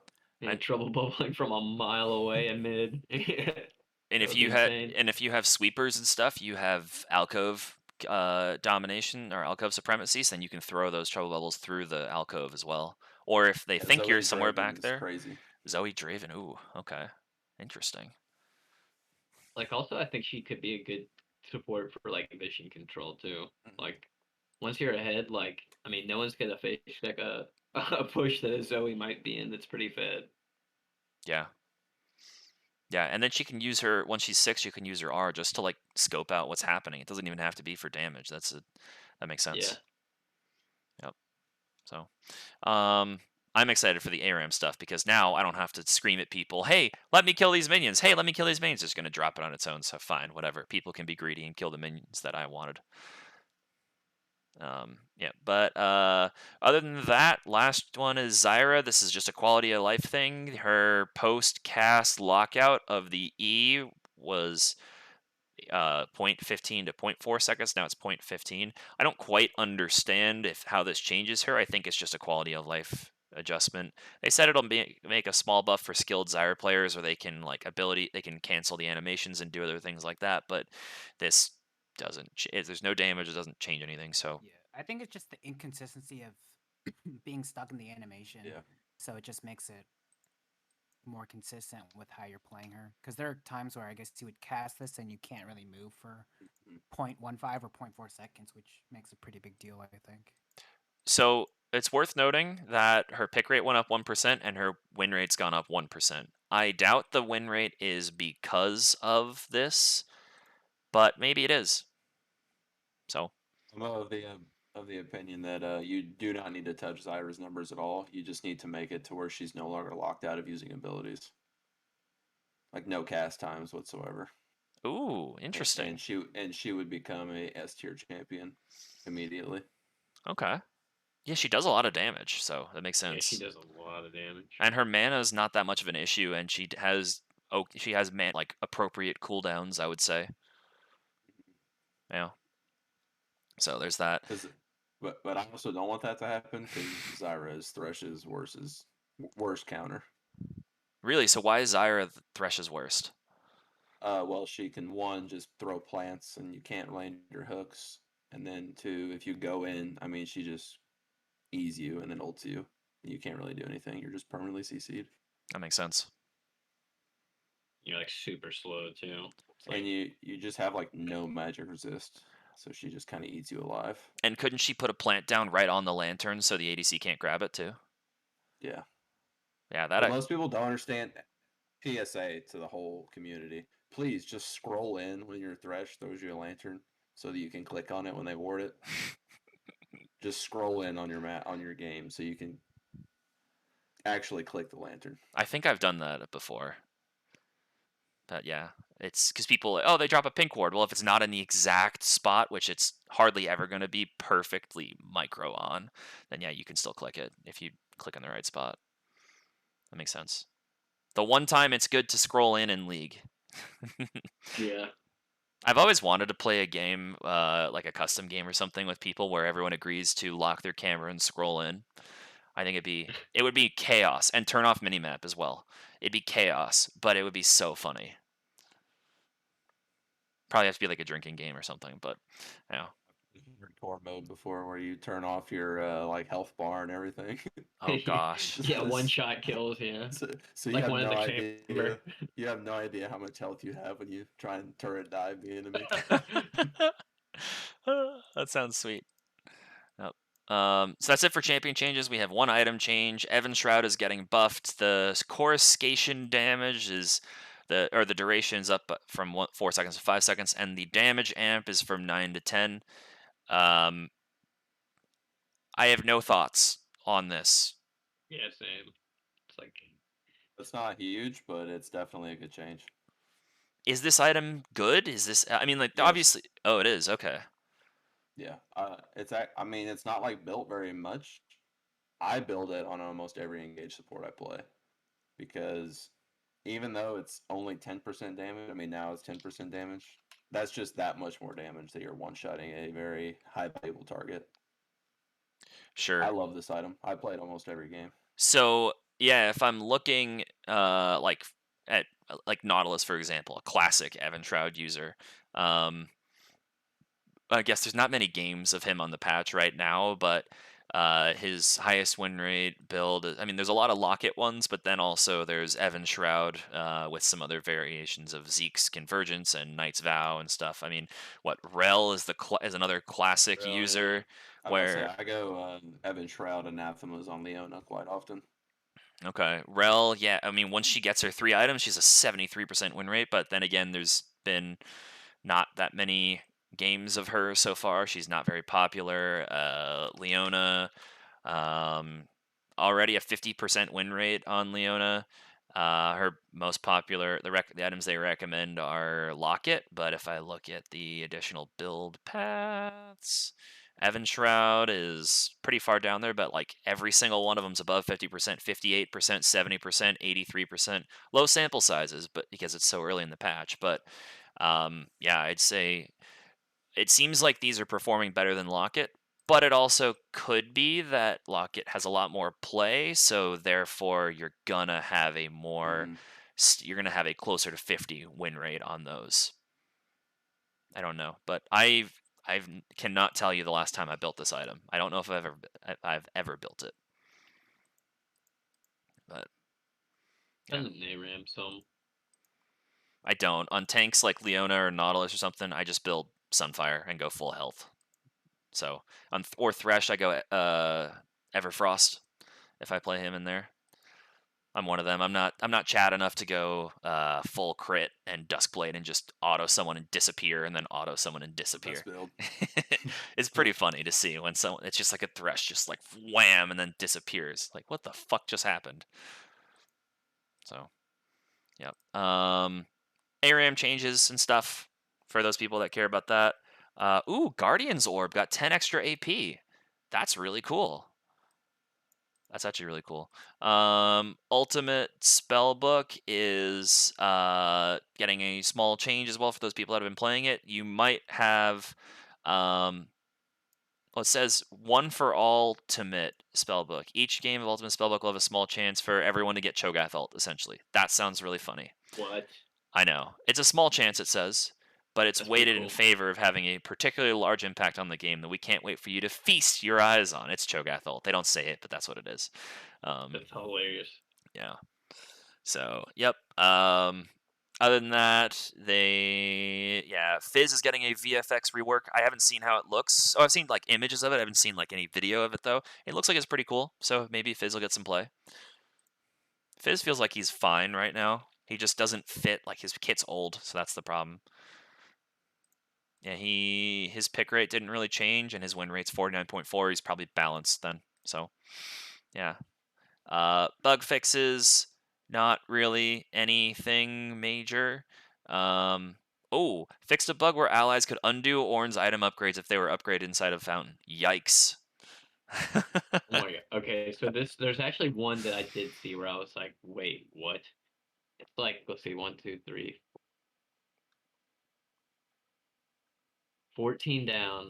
Fixed a bug where Blade of the Rune King would do less damage if purchased after another damage dealing item.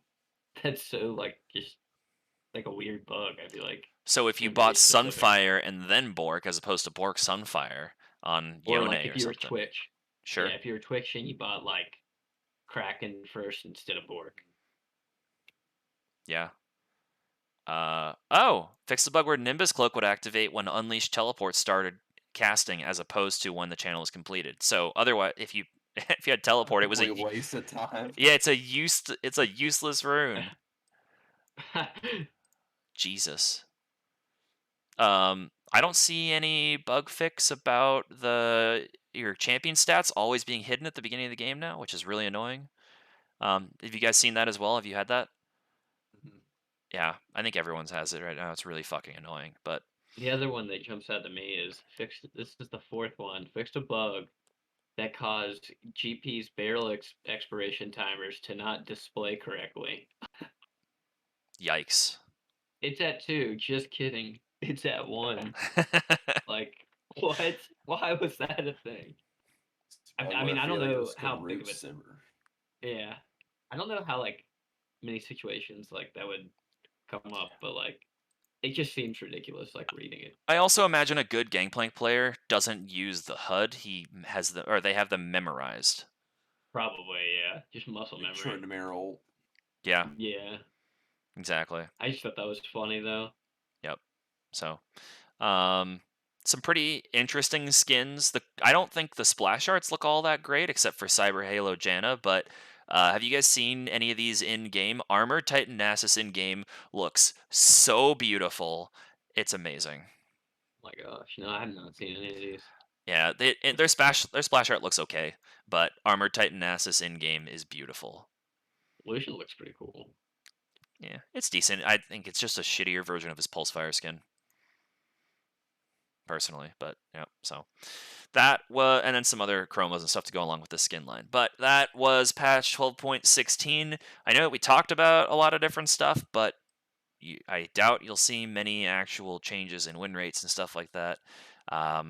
We'll talk about Udyr next week, because that's the biggest part of this patch, realistically. Maybe Zarya, but definitely Udyr because it's a new champion. So we'll play some, and then we'll come back with some thoughts about that. Yep. So community game nights every Tuesday at 7:15 Eastern time, and they're a great time. So come on and join us in there. We have additional benefits to those who are on Patreon. You get additional live coaching sessions or replay reviews, and if you want to spend the big bucks, you can join us live for a one time on a podcast and be part of the crew for one episode. So feel free to check out our Patreon, and for those patrons that do patronize, what's the verb of being a patron on?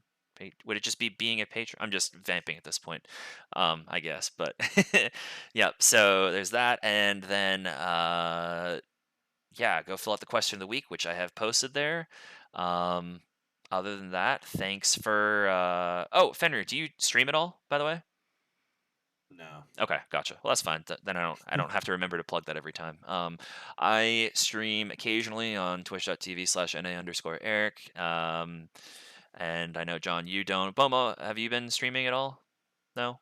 I've been streaming our competitive games, but that's pretty much it. Okay. What's your Twitch handle? What's your streaming handle? Twitch.tv/BomoSapien. Nice. So check all of us out. And with that, we will bid you adieu. So thank you everyone for listening, and have a great rest of your day. Bye. Peace.